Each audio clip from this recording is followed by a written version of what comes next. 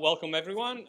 My name is Luca Somigli. I am the chair of the Department of Italian Studies, as well as the Goggio chair in Italian Studies. And I have the pleasure of welcoming all of you, both here in person and on our YouTube channel, to today's lecture.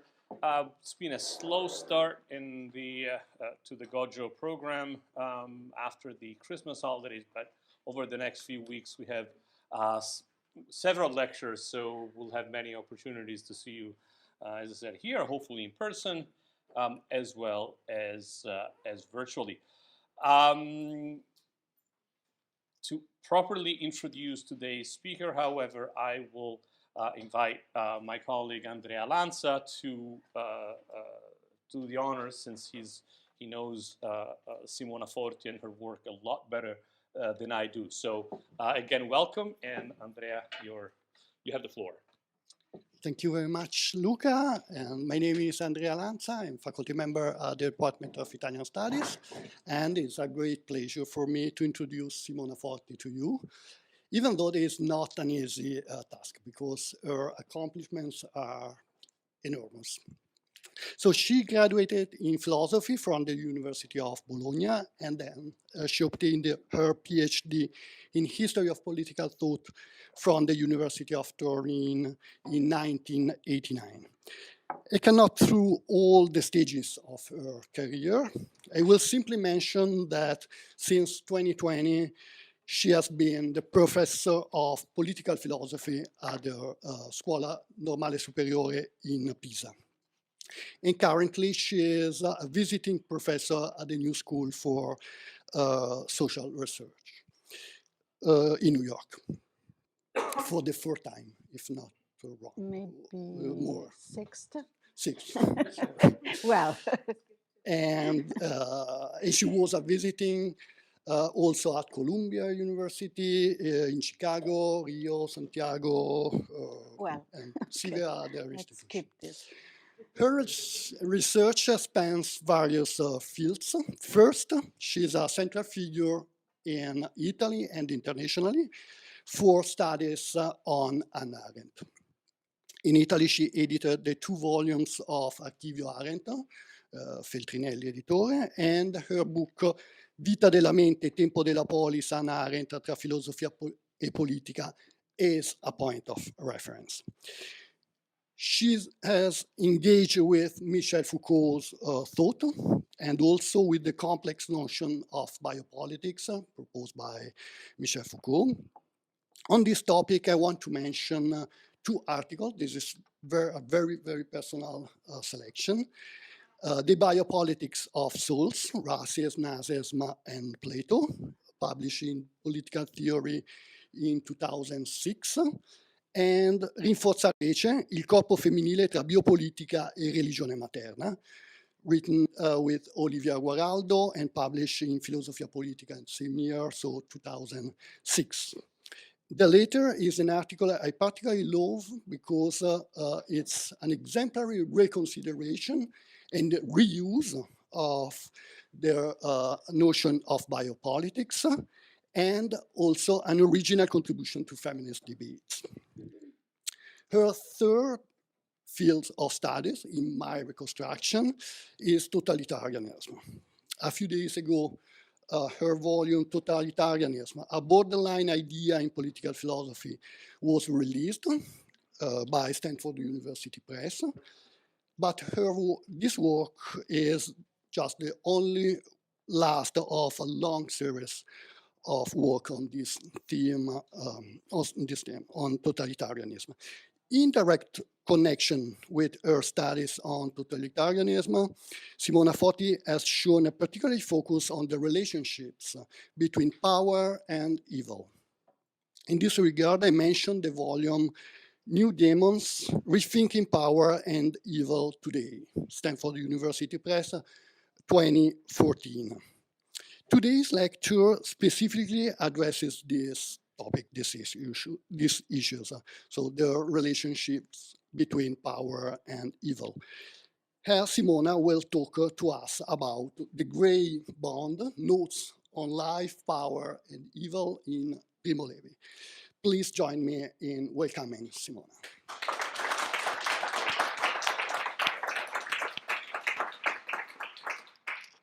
So I hope you hear me also there. So really, I'm very, very happy, authentically, to be here, honored, and glad to be among you, among some of my best friends, and thank Luca for having me. Thank you, Andrea, also for your generous presentation. Thank you, Elisa, Antonio. Very happy. So this paper is in between my thinking about the connection between evil and power and my next work about something else which I don't explain to you right now, maybe in the discussion, which, because it's complex. So the title is The Gray Bond, Notes on Life, Power, and Evil in Primo Levi. This title would probably have annoyed Primo Levi. He would have found it too general, too abstract, with a philosophical wink that he would not have approved. He never hid his skepticism towards the lack of clarity by which philosophy too often seems to be affected.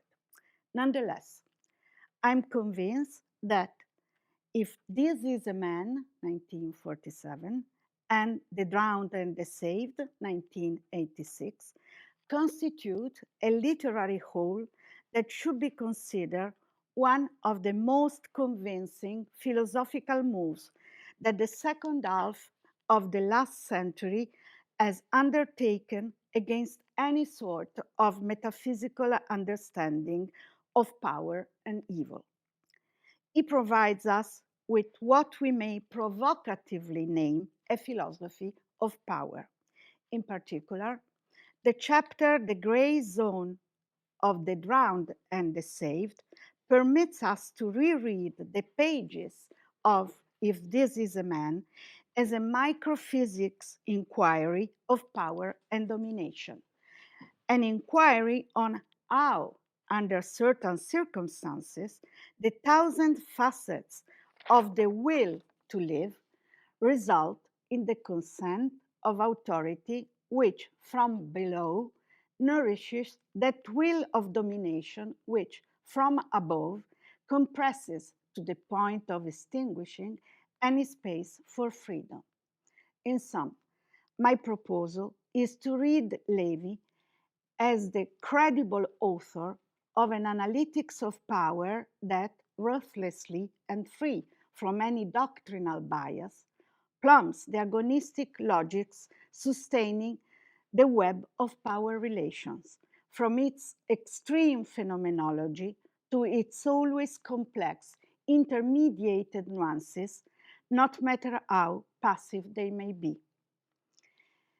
It succeeds in dismantling the traditional understanding of power, which rigidly divides the field of actions into two opposite poles of those who command and those who obey.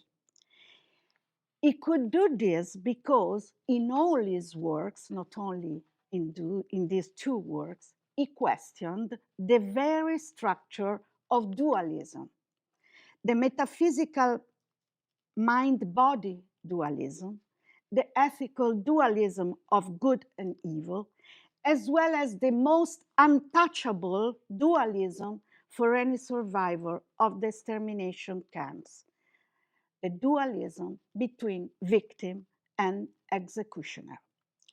He describes the restless movement of a feverish struggle that stops only at the extreme. in the two limit figures. The Mussulman, so was called in the extermination camps, the agonizing prisoner in whom every vital instinct is extinguished. The Mussulman, the agony of the drowned, and the absolute master of the camp, the SS. Within these two extremes, there is a vast intermediated universe, that gray world of the agon, the fight, in which the white of innocence and the black of guilt constantly struggle, and even more often blur on one into the other. In such a world, everything is a conflict among forces, not only between prisoners who are endowed with unequal strength and smartness. Conflict also very often takes place within the selves. On the one side, the imperious necessities of the body, which often lead to violence and brutality, and on the other side, the force of the memory of freedom, which usually makes the inmate weaker and more vulnerable. In Levi's text, this tension between the claim of the right to survive and the ethical demand never stops.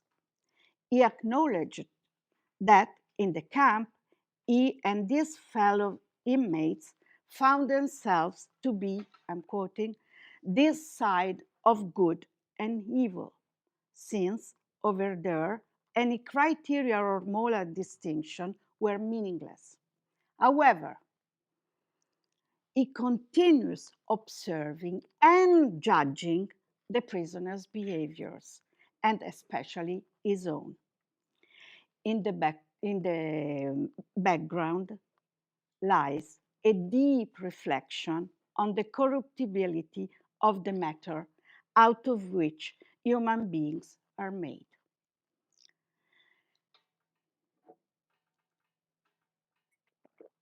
Interpreters who examined the content of If This Is a Man beyond the fields of literature and memory studies have largely focused on Levi's narration of the annihilating process carried out in the camps, thereby emphasizing his description of the process of desubjectivation as dynamics of dehumanization. Without a doubt, the way in which Primo Levi reconstructed the process of destitution, expropriation, and destruction of prisoners' identity is unsurpassed. Step by step, as many of you remember, he describes the process of transformation that the human animal endures in a very deprived condition up to the ultimate stage of annihilation, the Muslim.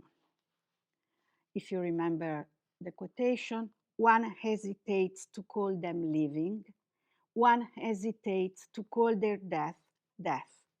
In the face of it, they have no fear because they are too tired to understand. As many of you probably recall, the path leading to the Mussulman begins with the first alienating experience of the train journey, where people are grabbed as livestock. It carries on with the forced exposition of one's own nudity, the head shaving, and finally, the macabre initiation ritual of tattooing. Such a continuum of dehumanizing practices breaks the shield of human identity in pieces. Without a doubt, Levi's If This Is a Man describes this process more sharply and tactfully than any other philosophical essay on the same topic. But If the process of desubjectivation, of becoming a Muslim, were all, if this is a man, is about, if it were, that is, the description, as Giorgio Agamben suggests in the book on Auschwitz, the description of that process through which subjectivity is relinquished and man recognizes himself in the other of man, Levi's text would certainly be a very precious document, but it would not be that philosophical lesson on power that it represents to me. It would not add much theoretically to the many other testimonies of survivors. And from a political philosophical viewpoint, Levi would simply provide a further confirmation to those interpretations, such as Arendt's The Origin of Totalitarianism from 1951, or to the more recent debate on thanatopolitics, according to which the extermination camp is the laboratory of ultimate nihilism, where the plurality of human beings is transformed into an indistinct entity where any spontaneity and difference are cancelled. These readings convey the idea that nothing of the nexus between subjectivity and power is left but the ultimate stage where power has become absolute domination and the subject a mere bundle of biological matter who hardly struggles for its persistence. In other words, these readings are telling us that in the concentration camps, we are left only with bodies that simply drink, eat when they can, and avoid blows. But this is not at all there is in Levi, in my opinion. It tells us something different and more complex. The Muslim surely represents, as Primo Levi writes, all the evil of our time in one image. He who surrenders to the absolute of death, he who does not fight against the vortex that sucks him, he who cannot reside on the bottom to climb back. But for those who were able to rebound from the bottom and not drawn, in fact, new power games, so to say, start again. Power inhabits their bodies again, thereby setting in motion a new process of subjectification. Despite the terror and the violence surrounding them. Unlike what the early Arendt and Agamben would claim, the enormous suffering of those who could surface does not remain silent and blurred. It's rather the suffering of someone who has to be strong enough to enter the agon, the struggle of power again. In a way very similar to Foucault's, I'm convinced that for Levi, power and life, or better, power, energy, and will to life are so intertwined that they constitute a sort of basic ontological substance. Levi's materialism, which is based on a mediated interpretation of Darwin, as one of the last book on evil by Simone Gelli is stating. So Levi's materialism eventually results in an immanent ontology that straightforwardly arranges it into a fully fledged analytics of power. Therefore, we may conclude, with all due respect for Agamben's notion of bare life, that in Auschwitz takes place not only a process of destruction that interrupts, transforms, and demolishes subjectivity. If, on the bottom, one can resist and eventually climb back, the struggles for life restarts, and with it, a new subjectivity who combines past and new identities flowing into the collective dimension. I repeat, there is a power that circulates among the bodies, which obviously shaped subjectivities before they entered the camp. But there is also a power and a subjectivity that reactivates for those who resist on the bottom, although it's now absorbed into the vortex of a struggle for survival, no longer mitigated by the many barriers with which civilization protects us. The originality of Levi's analysis consists of making the Muslim only one of the many outcomes of power. There are still today many readings of Levi that reduce the scene of evil to only two main figures, the SS and the agonizing inmate. But for Primo Levi, evil is said in many ways, because the law of plurality also works within the concentration camp, a universe that we can never reduce to a sole dualistic topology. As Levi would point out in his last work, it's true that the hierarchical structure of the camp makes any check on it from below almost impossible. For him, like Arendt, it's true that the extermination camp provides us with an exemplary representation of totalitarian power. However, Levi's main challenge is, on the one hand, to claim the unquestionable idea that Muslim portrays, as we saw, the evil of the world, a unique anthropological product of that specific situation. On the other hand, he inspects those previous layers of evil, those dynamics belonging to our own reality that made and would still make Auschwitz possible. Levi's message has never been ambiguous. There are victims and persecutors, and nobody can question such dualism.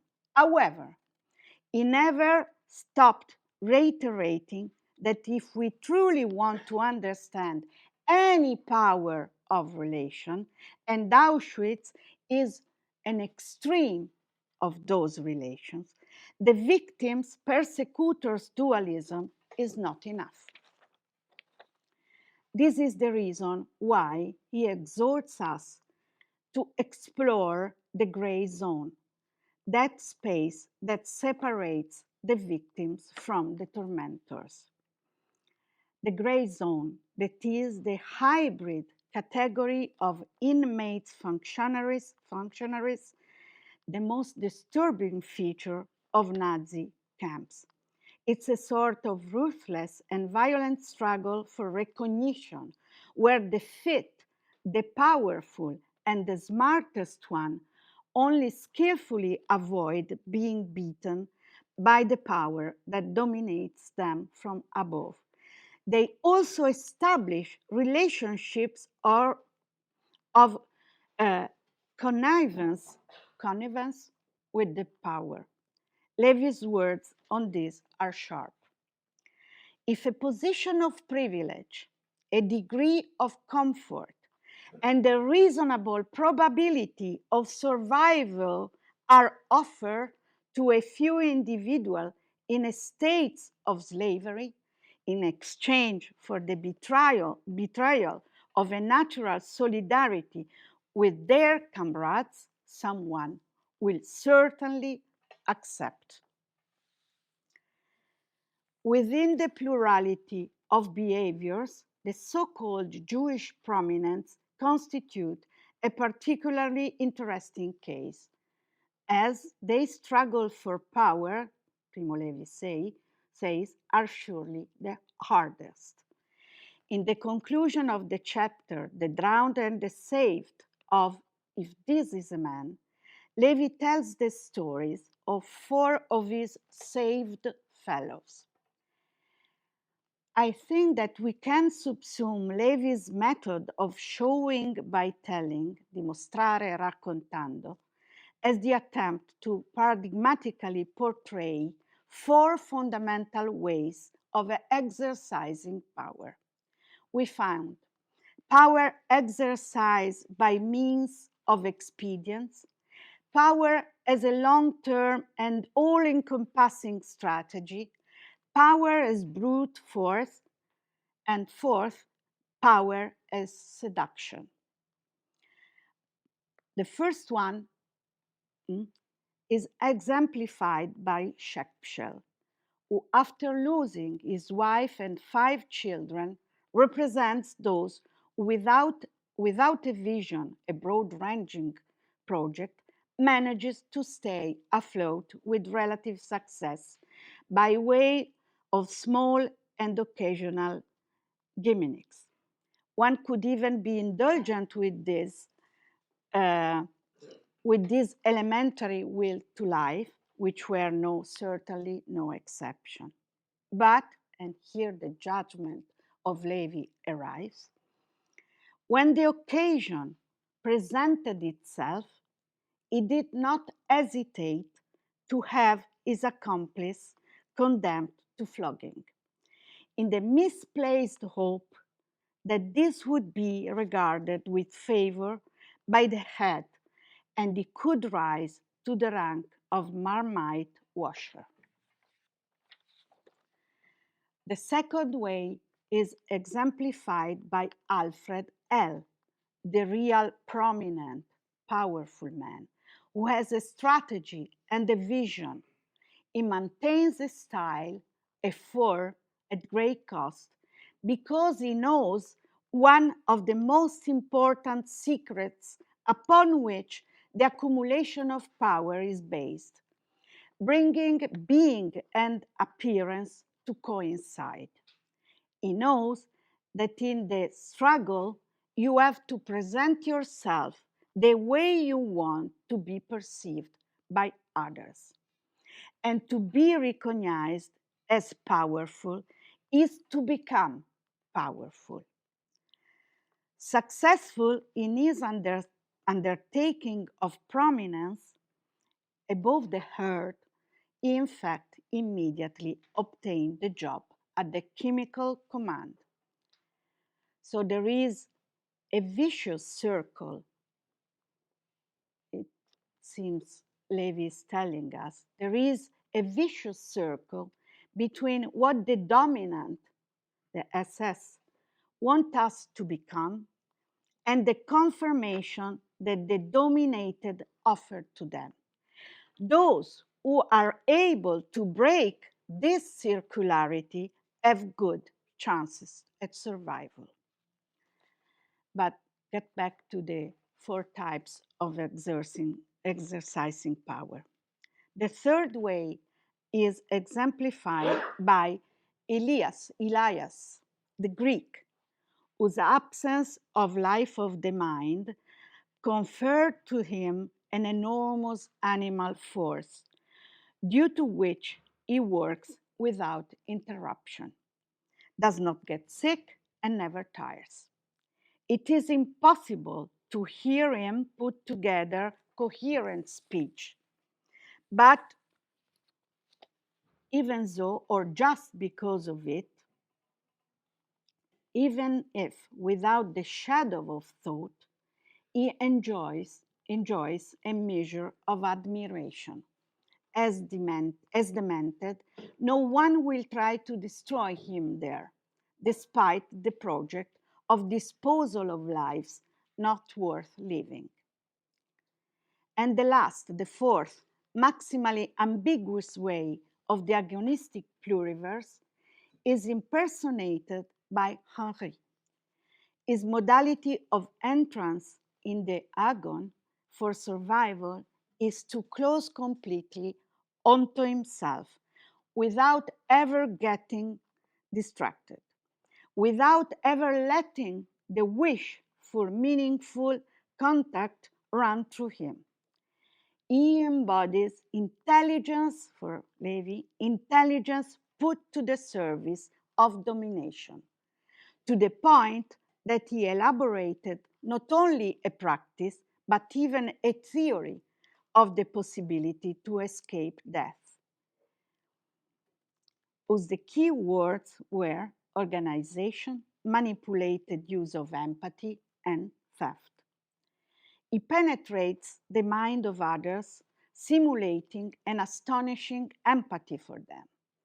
He exhibits his true distinction, his elegance and culture, his subtlety to insinuate in the primitive souls of the brutes in the camp. The prestige that surrounds him earned him countless protectors. Now, if all the drowned more or less follow the same path, the saved can undertake as many paths as many are their personal abilities in engaging the play of power. After all, this is the same plurality that we find in the reality of the world's life. We find all the ingredients that modulate power, not just brutal instincts and prevarication, but also those passions and strategies for recognition which feed the symbolic side of power. From the quest for prestige, an unquenchable need of civilization, says Levi, to the resentment of those frustrated and in search for social redress. As Levi points out, it does not make sense to expect inmates to behave as saints and stoic, as the majority of them had no choice. However, Levi's ethical tension never loosens, for he cannot but judge the many who aspire to power spontaneously. These kinds of people will always make domination possible. They willingly cooperate for many reasons: lack of judgment, short-sighted desire for advantages, even the most futile, ideology, servile imitation of the most powerful, cowardice, opportunism, ambition.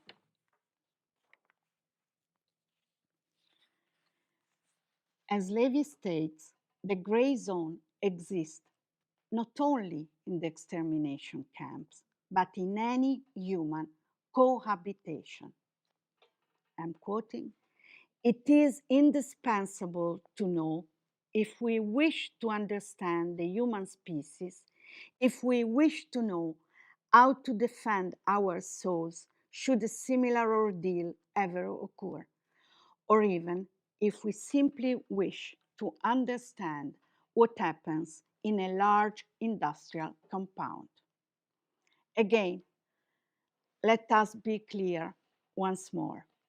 Victims exist as perpetrators exist. There are victims and persecutors, writes Levi, and no wider judgment must ever lump them together.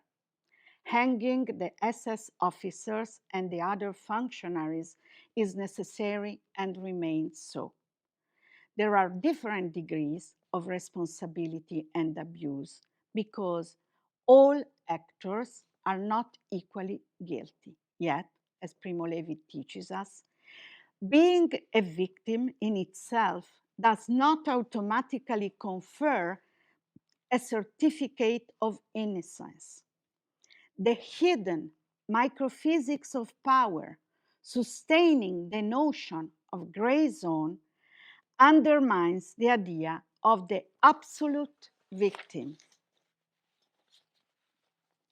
First of all, it undermines the assumption of an eternal essence of victimhood and innocence that which could provide the alibi to inflict violence.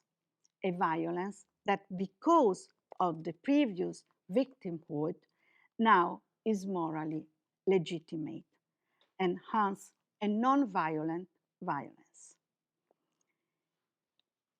It is an identity, then, that dulls our perception of abusing our own power, of having become perpetrator. Before and after we were victims, we have been and are responsible for actions and inactions, for wrongs and indifferences. We all have entered the game of power. Going back to Levi's work, for Levi, the plurality of the ways in which human beings relate to power does not undermine the possibility of outlining an alternative, a counterexample. In the struggle for the existence of the camp, two figures represent an exception. Lorenzo, the Italian civil bricklayer, who shared his food with Levi, and Alberto, Levi's best friend in Auschwitz, who would die in the death march from Auschwitz. In the struggle, Alberto represents the exception. It takes part in the agon and does not withdraw from the exercise of power. But in some sense, in the eye of Levi, he remained whole. For, though deprived himself, famished, and demeaned, he did not give in to the force of biological necessity.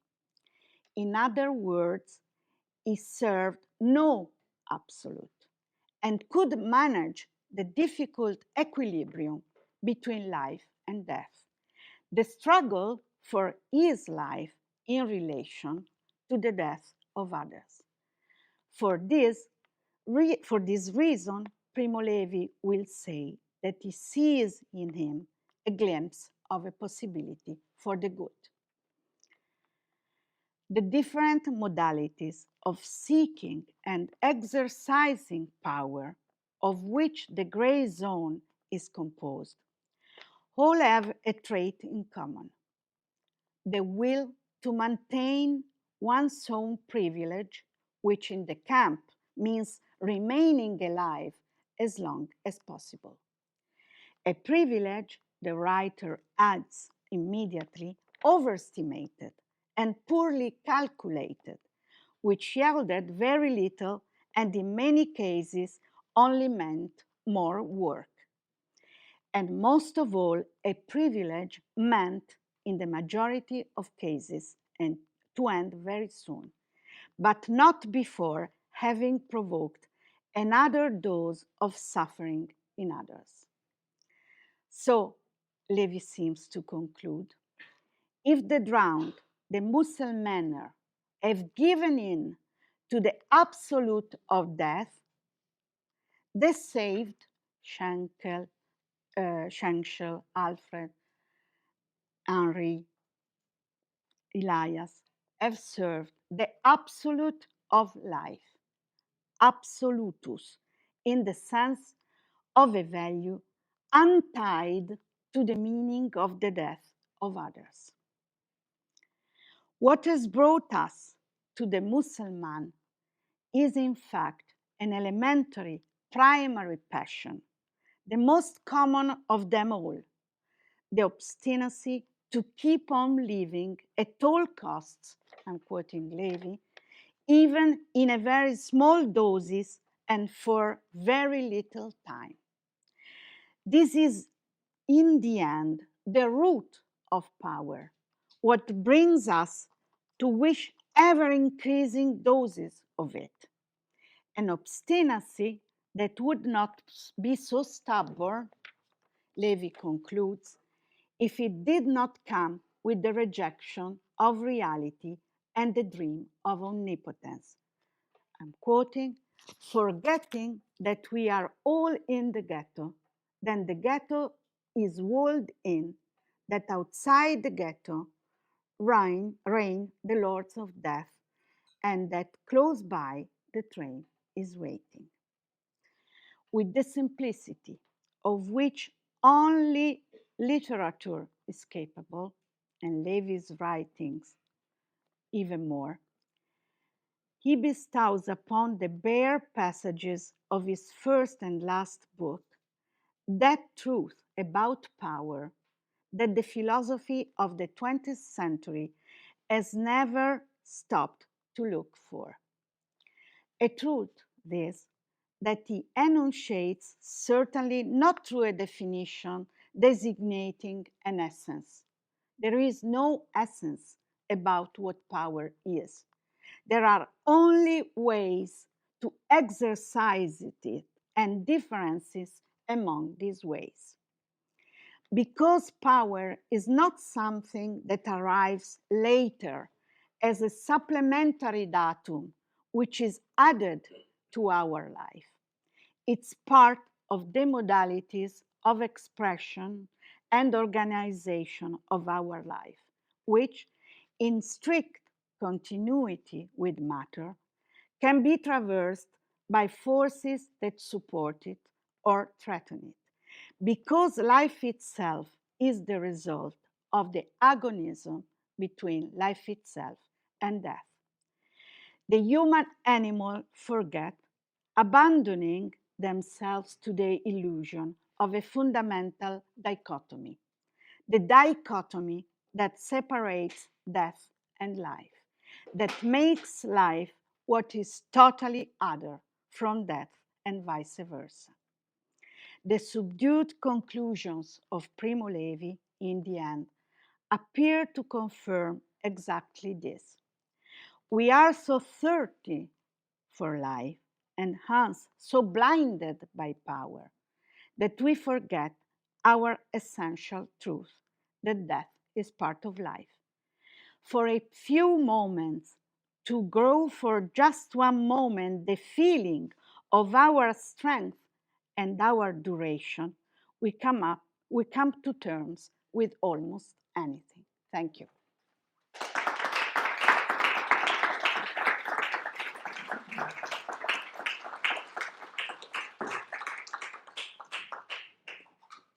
Thank you so much, Simona, for this very clear and interesting lecture. This is the moment for the question and for the debate. You know that this is just the first part of the debate because there is a second part in the second floor by Rethinking and Rethinking. Some questions, someone that will start.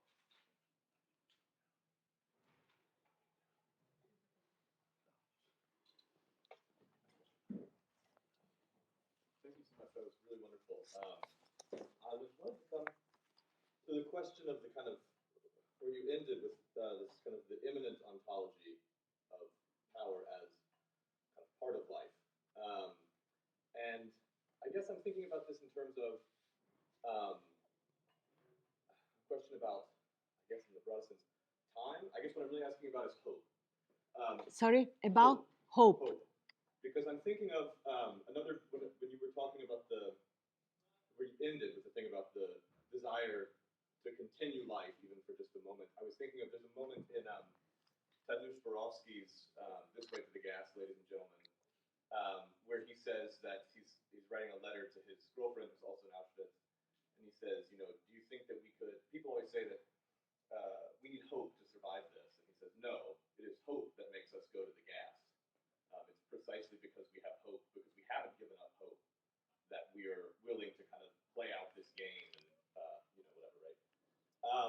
So yeah, I guess I wanted to ask you about the relationship between hope and power in life, or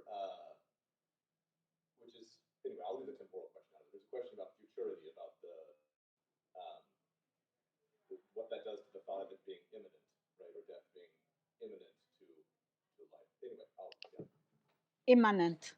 Yeah. Okay. Yeah. Yeah, sorry. Exactly. Sorry, Exactly sorry, you. imminent. Yeah. Not imminent. Yeah. Yeah. Also imminent sometimes. But thank you. Wonderful question. Well, of course, there is hope and there is hope.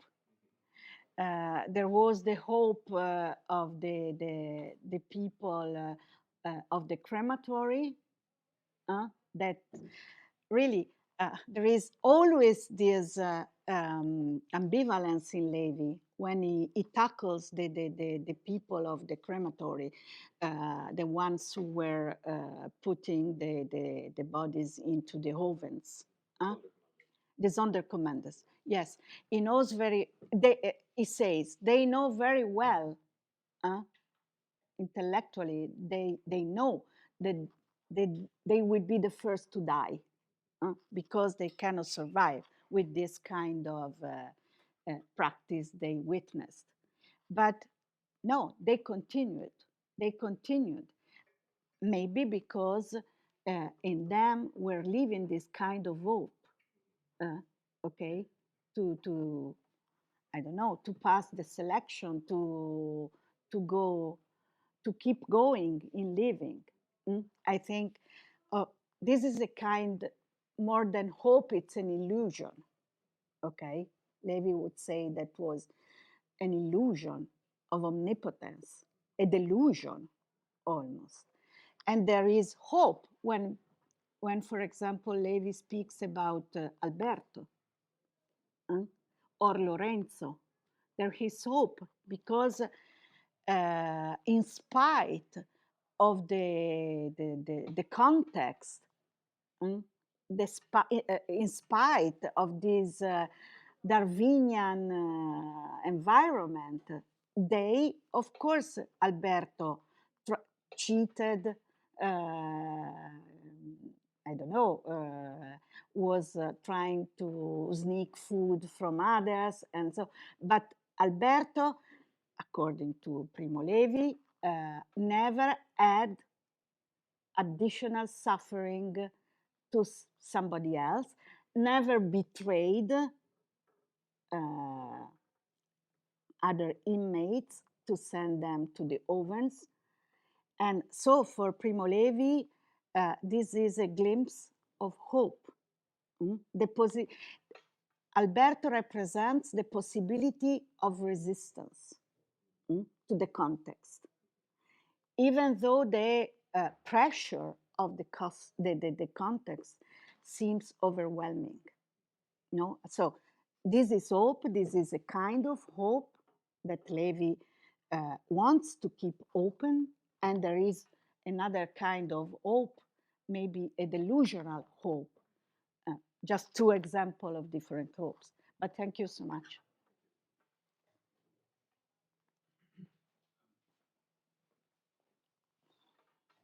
Thank you very much. That was a wonderful, rich reflection. I was particularly moved by this idea of the gray zone, this gray, and I'm wondering about I'm thinking of Arendt and the superfluousness that she talks about and how resistance becomes impossible in the camp. And so there perhaps is no gray zone. And so I'm wondering, and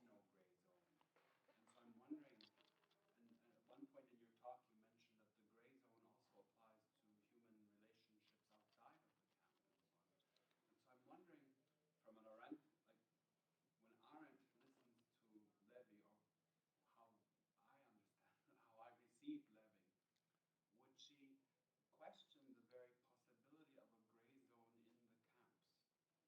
She Arendt, and would you concede, would you agree with Arendt that perhaps resistance is impossible, like in these, when in the superfluousness that she describes? Yeah.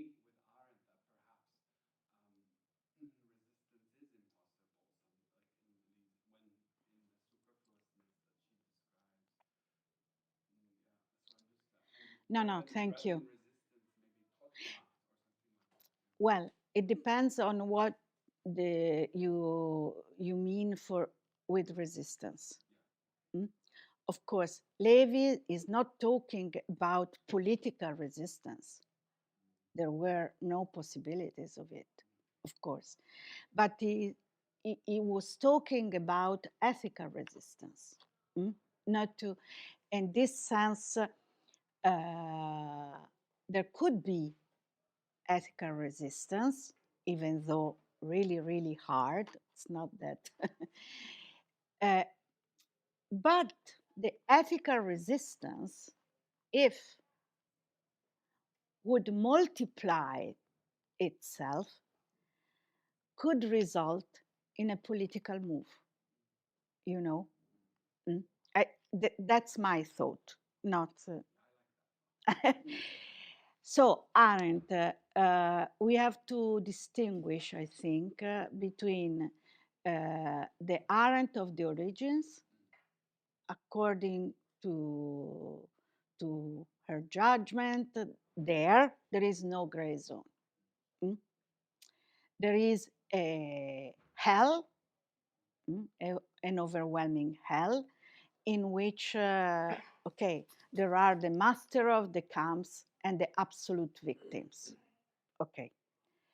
But if we change landscape and we look at the banality of evil, the banality of evil, I hate this kind of locution. I prefer to call it the normality of evil.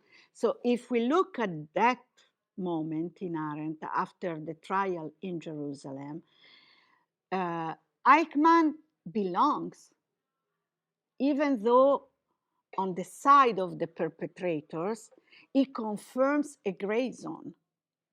Okay, he is not the absolute master,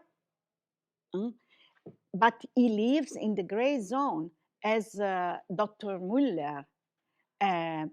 Of course, she never developed this concept of gray zone, but we can maybe draw conclusion of this kind.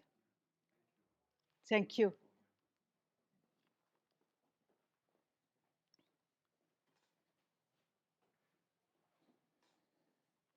Thank you very much for such an interesting lecture, and one that I think is very important for us to be hearing, especially in today's day and age. And as someone who has not heard anything of Levi before, hasn't read anything before, coming to this lecture was extremely interesting. And so forgive me if I don't completely understand some of the Of topics. course, yeah. From my understanding of the gray zone and how we're trying to move away from the dichotomy of the perpetrator and the victim, and there are sort of layers of evil in between, and sort of everyone along that route. I'm wondering, perhaps today, has our perception of the gray zone expanded? Which is to say, has our perception of culpability in terrible, terrible atrocities changed? And what I'm bringing to mind right now, as I'm thinking about it, are things like people protesting weapons manufacturing here in Toronto because of things that are happening in Palestine, for example. Has perhaps our culture's idea of the gray zone shifted from the relationship between the perpetrator and the victim to instead everyone involved in every step of the process? For example, Scotiabank, for example, your account at Scotiabank funding genocide, for example. I'm wondering what you might think Levi would think about that in today's day and age. Thank you for this clever and difficult question. Of course, so first, I repeat again, for Levi, perpetrators and victims exist. It's not that perpetrators are not guilty. Okay, so given that, of course, the most interesting reflection is about the gray zone, because it was the less examined. Mm. And yes, you are right. This concept of gray zone expanded. Mm. I was thinking about some reaction by historians when everybody, even those who didn't read Levi, started to use the locution the gray zone. I remember some historians, some Italian historian, who worked on Primo Levi from the point of view of the memory of the camps of the past, reacted very badly, telling us that it was not correct to expand the meaning of the gray zone because with this locution, Levi meant only the space in the extermination camps. Physically in the which is absolutely untrue.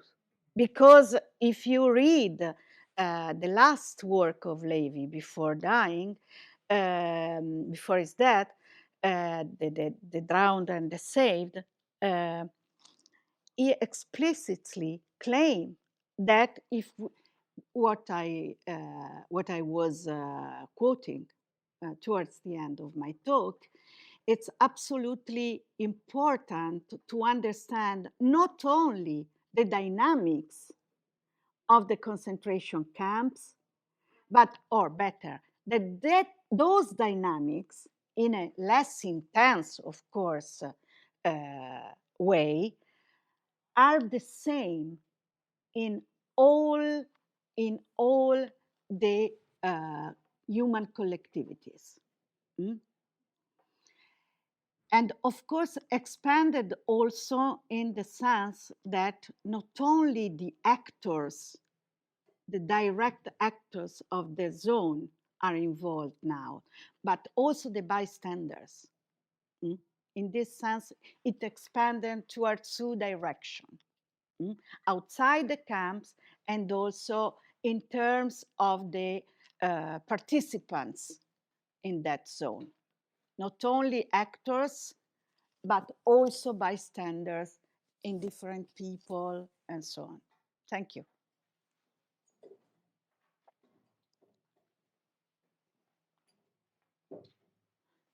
Thank you so much. I have two different questions.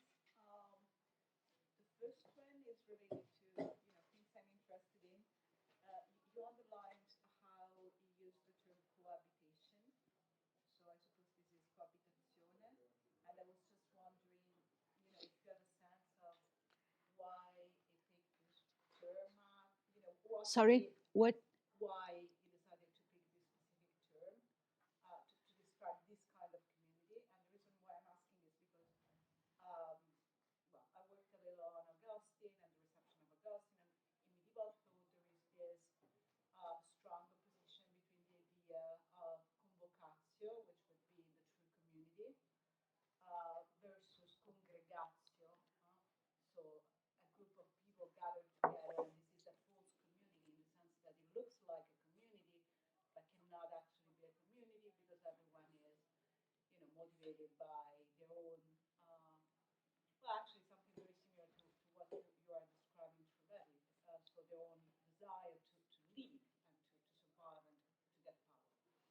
So I was just wondering, about the Yes, the choice of vocabulary. Yeah. And the second question is a more meta question, if you want. Many of the people sitting in the room will work on literature. And this is not the first time that with your works you showed to us how much more some literary texts are able to give to speculation or reflection of political philosophy. So I would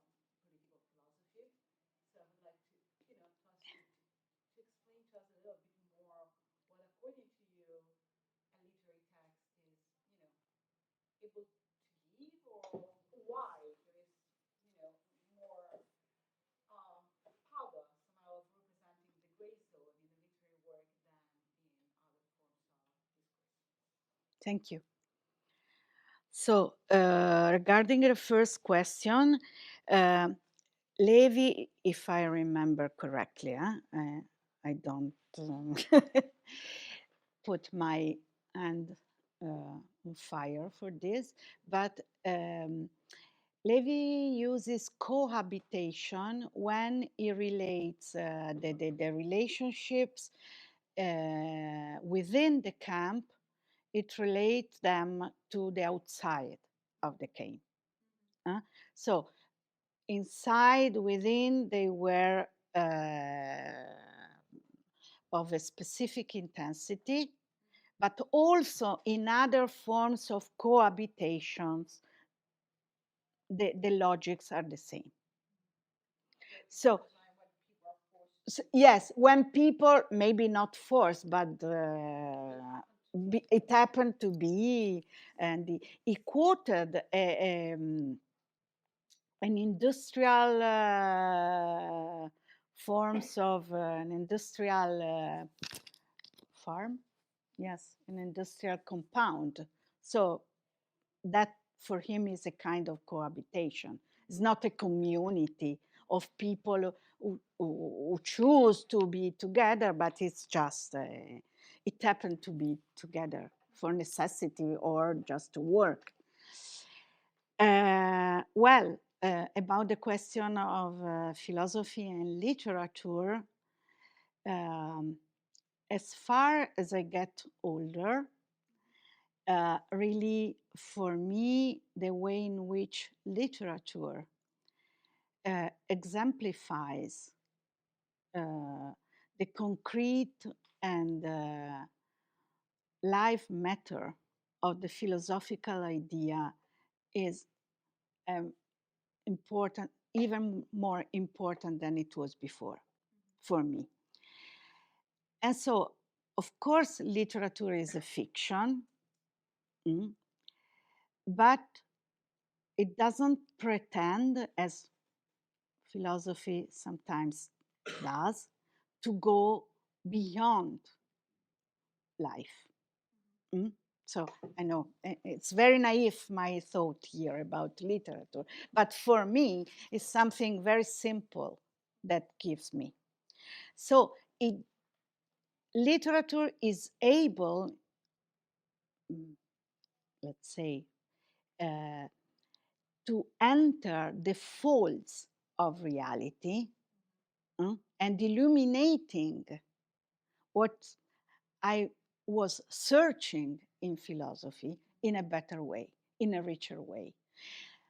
Also emotionally. It is the matter of emotion that many times philosophy lacks in. And for me, as I'm free now to do whatever I want to do, put her together, no question of career or to choose a pattern. And for me, working with philosophy and literature together is the most enjoying way of working. Well, I was not really answering your question. There is a question in the chat from Laura Mosco. There is a chat. Who asks, thank you for a very engaging lecture. Can the gray zone encompass survival instinct, ethical choice, and individual responsibility to allow a clear distinction between victim and perpetrator? Sorry, could you read what the verb? Can the gray zone encompass survival instinct, ethical choice, and individual responsibility to allow a clear distinction between victim and perpetrator? No, but there is a clear distinction, of course. It's not that this is confused. I want to insist on this because I don't want to give the impression that for Levi everything is guilty or no, there is a distinction, but this distinction is not enough is not enough. And we have to question, for example, also the instinct of surviving. So the engaging point in Levi is really this. Okay, life is a struggle for surviving. Given that, given that the human animal has this instinct, what can we do? How can we live knowing that? Are we always right in, let's say, pondering this instinct, or we have to stop and think about the consequences? And to stop and think about the consequences is an ethical move. It's a very immanent and very simple way to resist ethically to evil. Because evil is not, let's say, some demonic force behind, above us, but is the implication of this relationship when they are tightened up, that can become domination without any space left for freedom.